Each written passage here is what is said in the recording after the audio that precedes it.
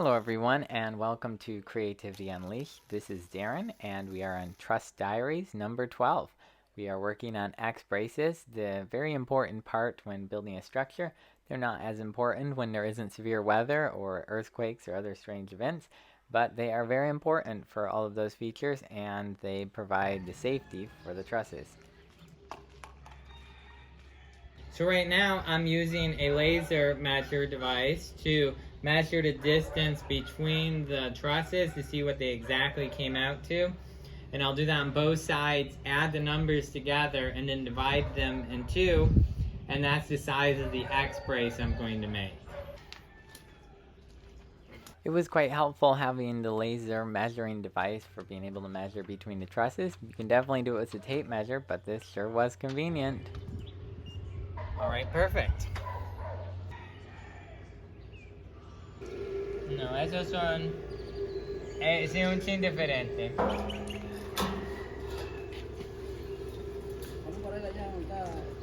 Bueno, ese va aquí. So for creating an X brace like this, I actually drew it up in LightBurn because one of the weak points of an X is of course in the middle where it connects together. It tends to want to be able to buckle there. And so I drew it up in LightBurn and made it where it was a box in the middle that would reinforce that segment quite a lot. And because I did it in LightBurn, I was able to laser cut out some MDF templates for getting the angles correct.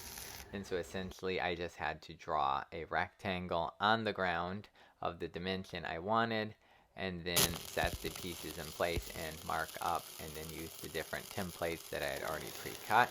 And then of course here we're just doing the flex core welding, getting them all welded up.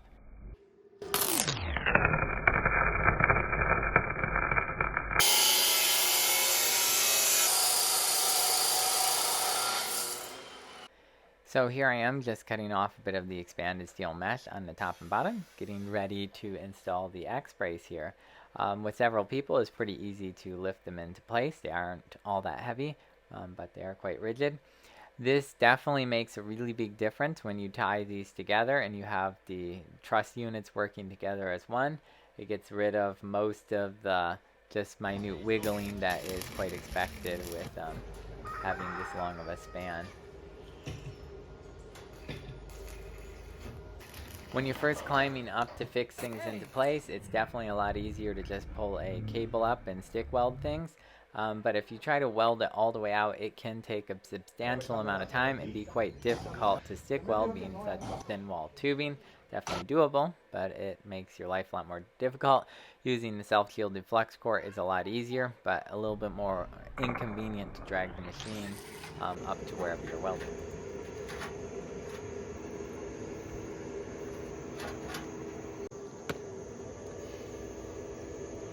So right now we're working on building X braces. These go between the trusses and they essentially make a bay that makes the two trusses extremely strong.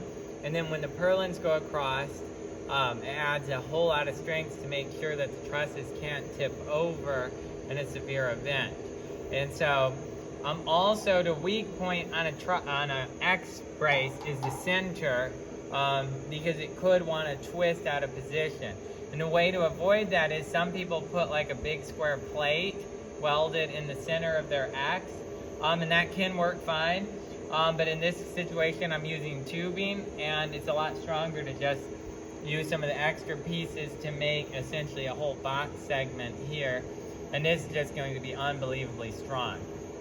So this will work really well. We've already got 2 of them up today and we're working on into the evening. It's 7:30 right now and I have 2 more to put together. So a lot of welding to do, and then we'll probably put these up tomorrow in the morning.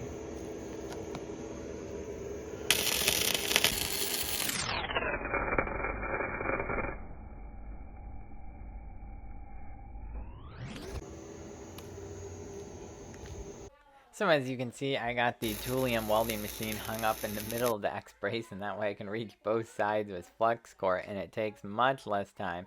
And of course, welding downhill with the self-shielded flex core is really works well. And so that's always makes it a lot funner. And also, it was really nice that these X braces came out really easy to climb on, which is a big time saver.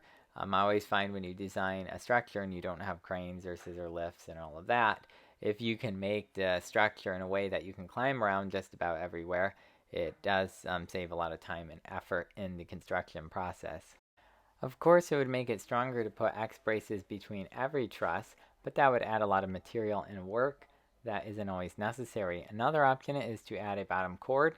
If that's necessary, you can put those in the spaces where there isn't an X brace.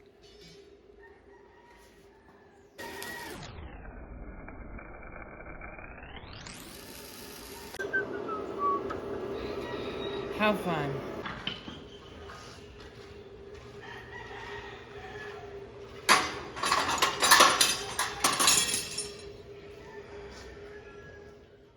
So I hope you all enjoyed the episode and found it helpful. Remember, if you have any questions or thoughts, leave them down in the comments below and I'll try to get back with you.